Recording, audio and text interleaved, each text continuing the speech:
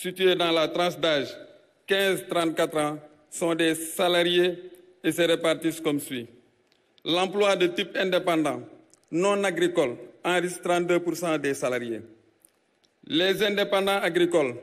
concentrent 32% de cette tranche de la population. Les apprentis stagiaires constituent 17%. Les services, 43%. L'industrie, 32%. Monsieur le Président, ces secteurs demeurent les branches d'activité qui emploient le plus dans la région, surtout chez les jeunes. Monsieur le Président, la région a recensé en 2018 111 610 chômeurs, avec une prédominance de la tranche d'âge 15-34 ans. La région dispose de nombreuses potentialités. Je ne vais pas entrer dedans parce que c'est déjà énuméré avec les autres régions. Il y a la pêche, l'élevage,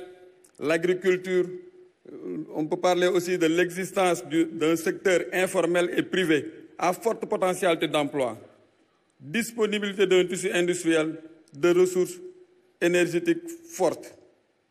présence d'opérateurs économiques. Il y a une volonté aussi de formalisation de la part des commerçants.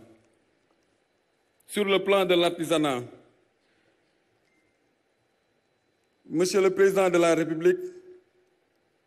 ces potentialités énumérées en haut peuvent être des opportunités pour booster l'emploi des jeunes et les faire espérer des lendemains meilleurs par une meilleure organisation des acteurs des différents secteurs d'activité.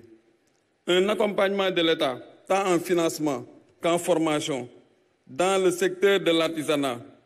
Il serait pertinent notamment d'aller vers la création de pôles de métiers au niveau des communes pour moderniser davantage le secteur. L'exploitation du marché de la demande dans certains sous-secteurs comme l'agriculture, la pêche, l'élevage, le transport, les services, notamment les transferts d'argent, la culture urbaine, peuvent être des réelles opportunités pour les jeunes. Une bonne mise en profit des atouts de la région permettrait de créer 126 721 emplois dans les différents secteurs d'activité recensés lors des travaux des comités chargés de préparer les réunions des CDD au niveau des départements et du CRD au niveau régional. Monsieur le Président, malgré l'important potentiel que dispose la région de Dakar, de nombreux facteurs peuvent être considérés comme des écueils pour l'accès des jeunes à un emploi. Je vais en citer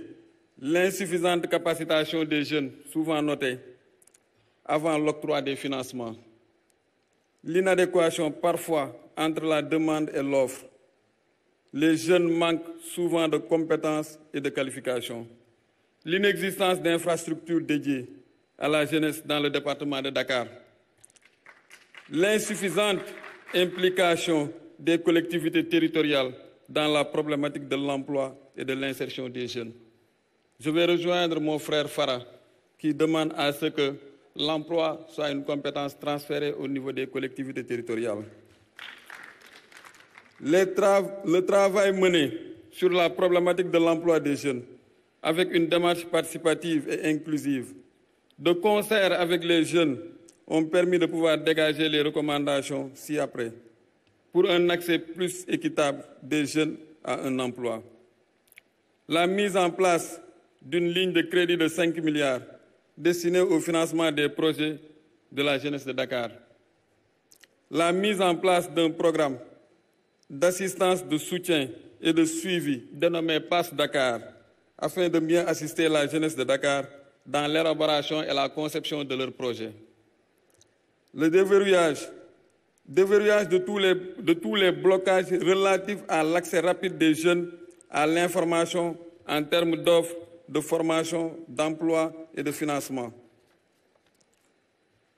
Mettre au niveau communal, toujours dans les recommandations, mettre au niveau communal des bureaux chargés de l'accueil, de l'orientation et de présentation du portefeuille d'offres de l'État. Faire de l'artisanat, l'agriculture, la pêche, l'élevage et le tourisme les secteurs prioritaires d'intervention au niveau de la région. Encadrer et financer les projets des jeunes pêcheurs pour redynamiser et pérenniser l'activité. Revoir le différé des crédits pour permettre aux bénéficiaires de rembourser sans nuire à leur activité. Favoriser l'esprit d'initiative des jeunes pour aller vers le financement de projets collectifs et à fort impact sur le marché de l'emploi. Nouer un partenariat fécond avec la Chambre des métiers pour accéder aux artisans. Renforcer l'implication des collectivités territoriales dans la conduite des initiatives de l'État à l'endroit des jeunes. Accélérer la mise en œuvre du DAC de Sangalkam. Monsieur le Président, les jeunes de la région de Dakar vous appellent par rapport à ça pour que le DAC de Sangalkam soit achevé. La redynamisation de certaines industries existantes afin d'amortir le chômage de masse. Mettre aussi de plus en plus le focus sur des secteurs innovants comme l'énergie solaire, le secteur du gaz et du pétrole, les mines, l'agriculture moderne, l'éthique, les métiers liés ou issus du sport et de la culture urbaine, pour enfin renforcer les chances des jeunes de la région afin d'obtenir des emplois décents et durables. Développer l'esprit d'entreprise à l'école et dans le mouvement associatif. Regrouper des jeunes entrepreneurs en coopérative. Exploiter toutes les potentialités offertes par l'économie verte. Établir des contrats de stage entre les universités et les employeurs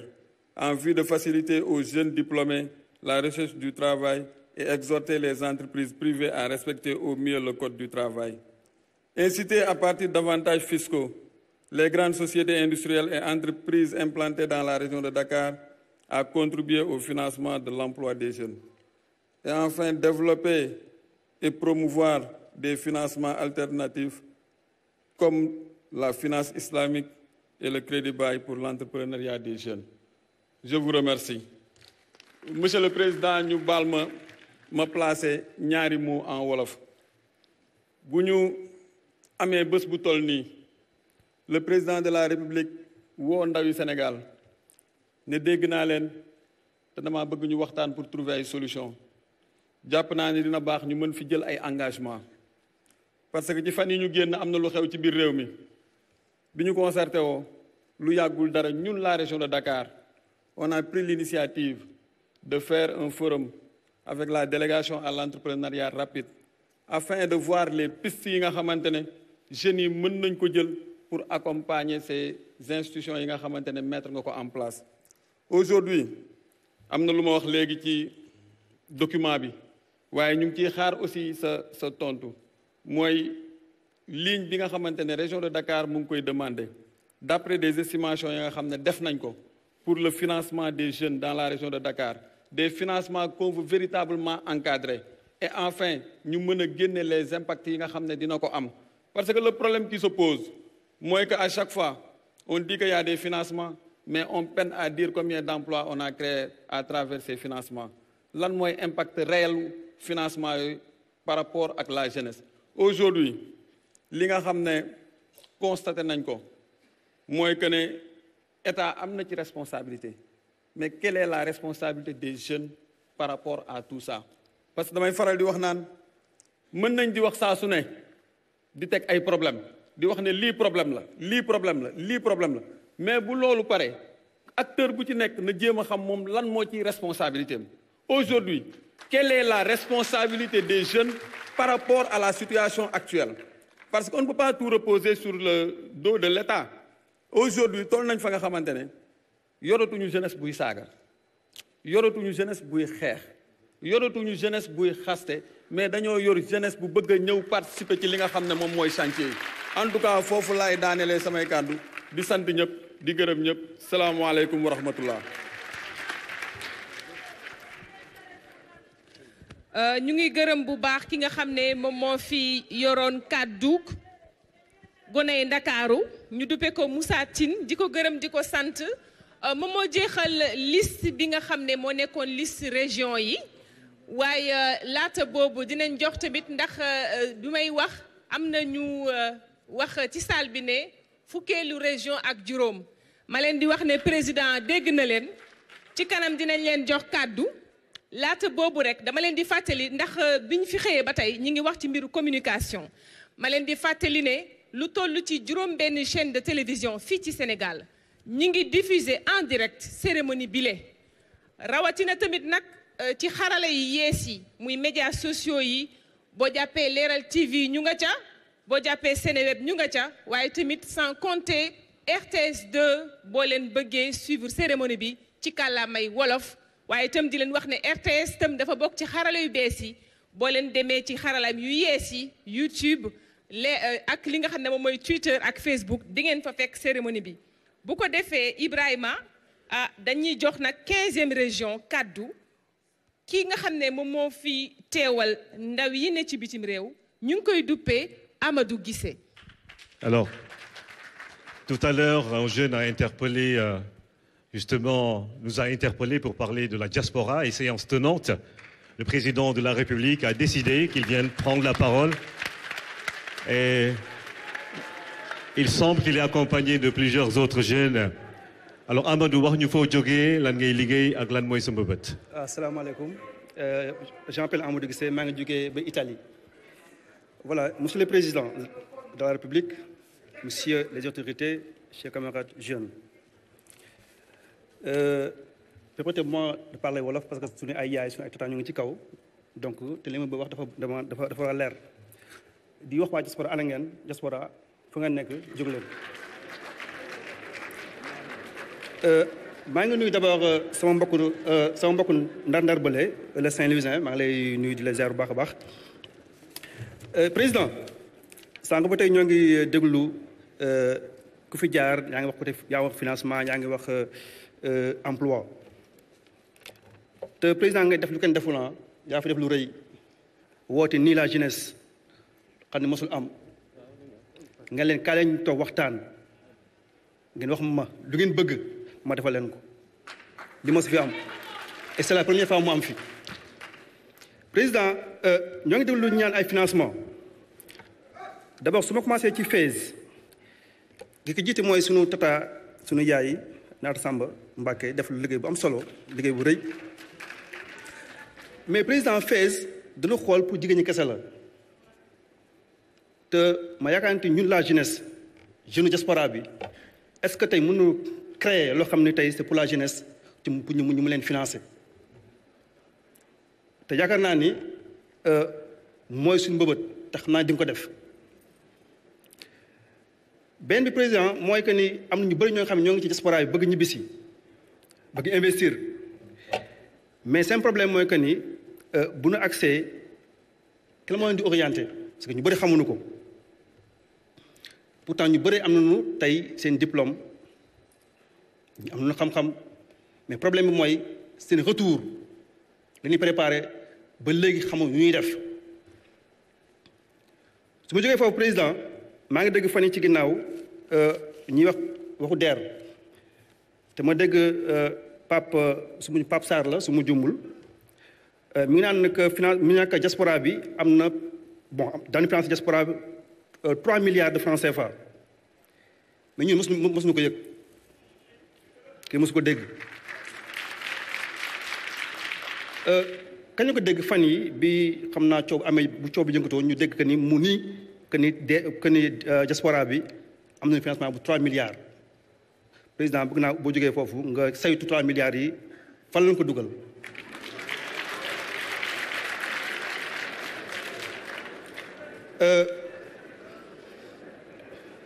président diaspora bi tey ñu bëri tey ñoo ngi ci diaspora bi am fa njaboot seen ay doom bu ñu juddoo màgg jàngi école dem ba yeneen niveau yi bàyyi dem di liggéey ci usines yi wala dem def beneen liggéey lu ko waral mooy bourse problème bourse mooy seen problème dañ obligé bàyyi te vraiment foofu président bu naa si nga taxaw fa di leen jàppale ci côté boobu noonu parfois tamit dinañ jógee en Europe wala dog ci Afrique pays africain diaspora en général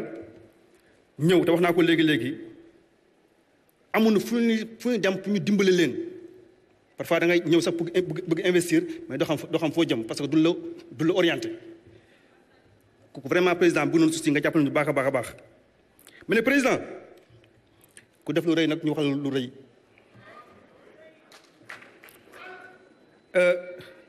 président su ma ñëwee ci 12 milliards yi nga jox diaspora mos fi am de c'est la première fois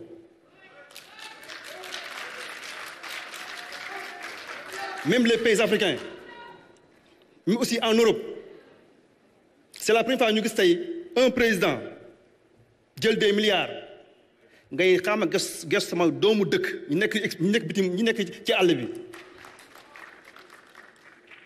ñëpp nag mënul boole jot mais ba jot nañ ci président ñoo ngi remercié bu baax a baax président nag du ñu fàtte que même diaspora bi bu ñu amee lu ñuy ñaxtu angu loo fa def ñun président ñu mosuñu xam daan toog rêvé que ni président dana def diaspora 15e région mosul am mosuñu ko xalaat c'est la première fois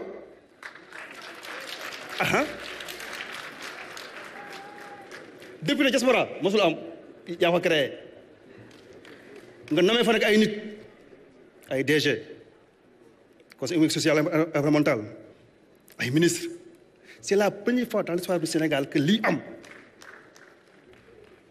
président foofu ñoo lay remercier bu baax a baax côté boobu di la gërëm président am na aussi tamit ay yóbbante yoo xam ne jëlee naa ko ci waa Maroc nee nañ ma que ni Maroc en 2012 y avait ay 25 000 Sénégalais 25 000 jëm 30 000 Sénégalais mais léegi ñoo ngi ci ay 100 000 Sénégalais ñu bëri dañuy liggéey centre d'appel yi dañuy liggéeyee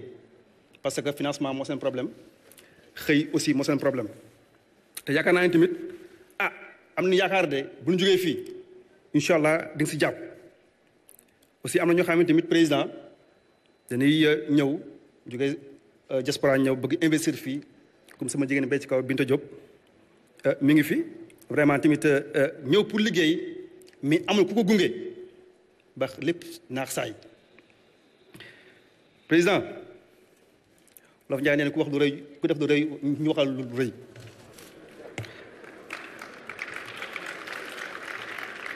man na kenn moomu ma président xëy na sax da nga woote parce que kenn politique la puis politique amu fi dañuy waxtaan rek que président neen ñëw leen ngeen wax lu ngeen soxlo ma defal leen ko lu mu ci mën dinaa ko def kon nag jàpp ci bëgg nañu financement ñun la jeunesse la diaspora parce que ñoo ngi bëgg ñibbisi wala toog foofu liggéey te amuñu les moyens te xam ne diaspora dafa métti trop président fi may daanee mooy que ni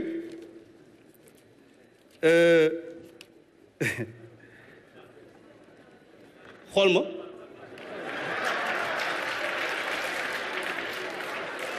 am nga soldat am nga un soldat te naa la ku la maat ku la xurit naa ko maat parce que ma yow laa gëm gaa jërë ngeen jëf. ñu ngi gërëm bu baax ki nga xam moom mooy Adama Guissé ñu ngi gërëm bu baax Amadou Guissé.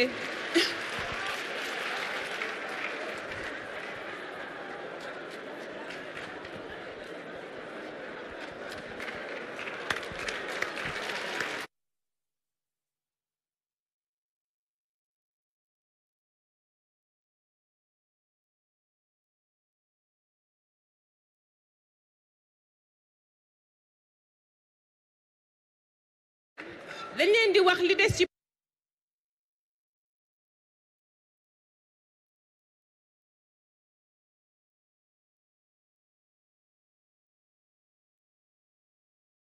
urgence bi nga xam ne moom la ñu taxawal ñu tuddee ko programme d'urgence et d'insertion socio-économique et d'emploi des jeunes